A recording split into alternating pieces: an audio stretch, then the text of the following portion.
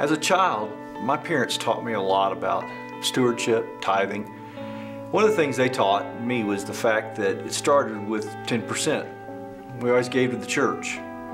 But then in addition to that, they were generous with everything else in life. And what I learned from that most of all was that everything was the Lord's, and we were responsible and to be good stewards of everything else that He allowed us to keep.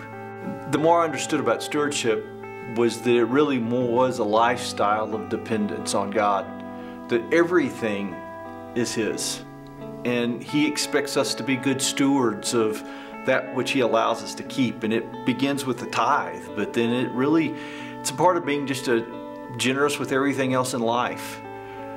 It was in 1999. God called us to go serve with the International Mission Board in Istanbul, Turkey. We served there for 2 years, and then we were called back to come serve in the United States at First Baptist Church, New Orleans. As a result of having moved to Turkey and then now moving back to the States, we basically had to start all over again, buying everything from scratch. But one of the things that God taught us through that experience was how faithful He was. As we depended on Him, God provided for us.